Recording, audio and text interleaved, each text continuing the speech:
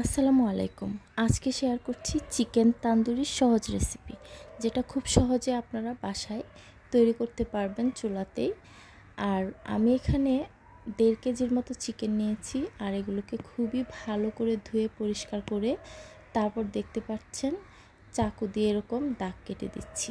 দাগ কেটে দিলে মশলাগুলো ভালো করে ভিতরে প্রবেশ করবে আর চিকেনটাও ঝুসি সবগুলো চিকেন দাগ কেটে নেওয়া হয়ে গেছে। এবার এতে আমি 1 চামচের মতো গোলমরিচের গুঁড়া আর 1 চামচের মতো লবণ আর 1 টেবিল চামচের মতো আদা রসুনের বাটা দিলাম।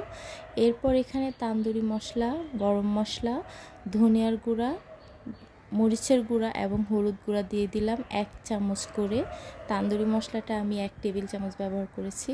হাফ কাপ টক দই পানিটাকে ঝরিয়ে তারপরে ভালো করে ফেটিয়ে নিয়ে তারপরে দিয়ে দিলাম। এবার সবগুলো হাত দিয়ে খুব ভালো করে মেখে নিতে হবে।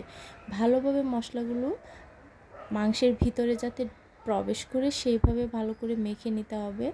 মাখা হয়ে গেলে এরপর এখানে আমি 1 টেবিল চামচ সয়া সস, 1 চা চামচ টমেটোর সস আর 2 চা চামচের মতো রান্নার তেল দিয়ে দিব।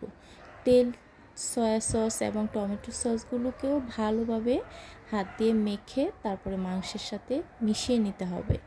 এরপর এভাবেই ঢেকে রেখে দিব কমপক্ষে 2 ঘন্টার জন্য। আর যদি হাতে বেশি সময় থাকে তাহলে সারা রাত মেখে যে কয়টা চিকেন ধরে সেই কয়টা প্যানে দিয়ে দিলাম, দিয়ে ঢাকনা দিয়ে ঢেকে রেখে দিব 10-15 মিনিট। আমি পরিমাণ মতো সরিষার আঁচ দিয়ে একদম কমানো থাকবে এখানে। এরপর যখন এক পাশ কালার হয়ে যাবে তখন উল্টে দিব।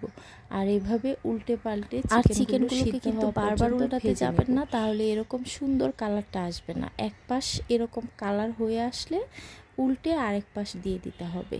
তারপরে উল্টে পাল্টে যখন 2 পাশেই কালার চলে আসবে তখন উল্টে পাল্টে ভালোভাবে ভেজে নিতে পারবেন। সাথে কিছু ফ্রেঞ্চ ফ্রাই করেছিলাম, আর এই চিকেন আর ফ্রেঞ্চ ফ্রাইয়ের কম্বিনেশন কিন্তু দারুণ টেস্টি হয়। একবার বাসায় ট্রাই করবেন, আশা করছি ভালো লাগবে। আজকে এ পর্যন্তই, আল্লাহ হাফেজ।